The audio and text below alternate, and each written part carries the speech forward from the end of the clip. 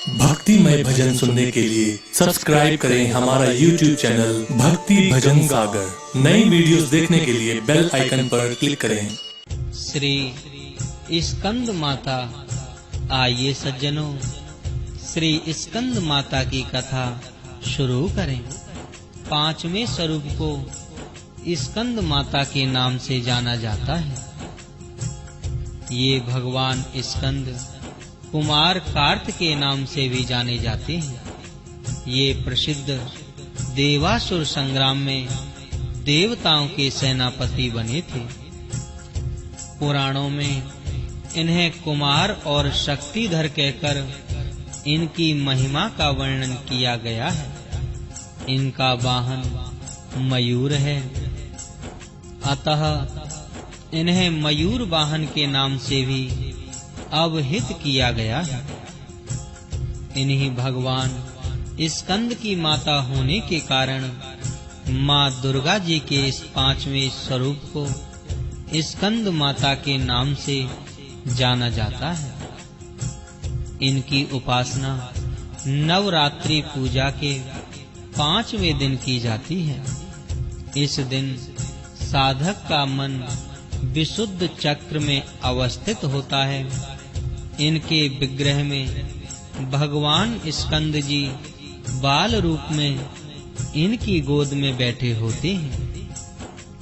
श्री स्कंद मातृत्व स्वरूपिणी देवी की 4 भुजाएं हैं।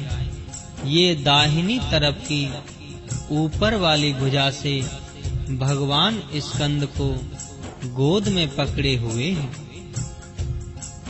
और दाहिनी तरफ की नीचे वाली भुजा जो ऊपर की ओर उठी हुई है उसमें कमल पुष्प हैं। बाईं तरफ की ऊपर वाली भुजा वर मुद्रा में तथा नीचे वाली भुजा जो ऊपर की ओर उठी है उसमें भी कमल पुष्प ली हुई है।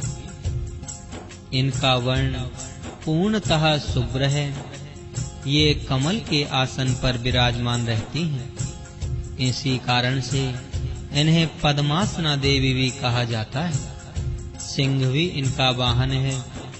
नवरात्र पूजन के 5वें दिन का शास्त्रों में पुष्कल महत्व बताया गया है।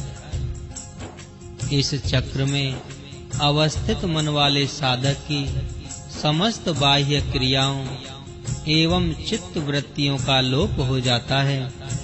वह विशुद्ध चैतन्य स्वरूप की ओर अग्रसर होता रहता है। उसका मन समस्त लौकिक, सांसारिक, मायिक बंधनों से विमुक्त होकर पद्मासना मां स्कंद माता के स्वरूप में पूर्णतः तल्लीन होता है। इस समय साधक को पूर्ण सावधानी के साथ उपासना की ओर अग्रसर होना चाहिए। उसे अपनी समस्त ध्यान वृत्तियों को एकाग्र रखते हुए साधना के पथ पर आगे बढ़ना चाहिए।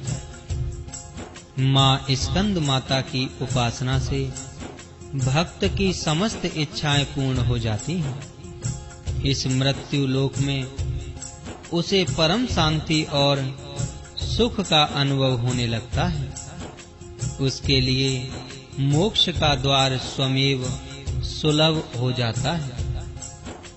श्री स्कंद माता की उपासना से बाल रूप स्कंद भगवान की उपासना भी स्वयमेव हो जाती है। यह विशेषता केवल इन्हीं को प्राप्त होती है। अतः साधक को स्कंद माता की उपासना की ओर विशेष ध्यान देना चाहिए। सूर्य मंडल की अधिष्ठात्री देवी होने के कारण इनका उपासक अलौकिक तेज एवं कांति से संपन्न हो जाता है। एक अलौकिक प्रभा मंडल अदृश्य भाव से सदैव उसके चतुर्दिक पर व्याप्त रहता है। यह प्रभा मंडल प्रतिक्षण उसके योग क्षेम का निर्वहन करता रहता है। अतः हमें एकाग्र भाव से मन को पवित्र रखकर माँ की शरण में आने का प्रयत्न करना चाहिए।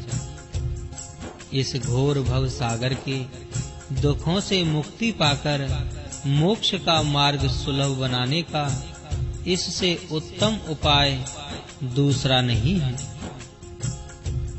जय मां स्कंद माता की जय।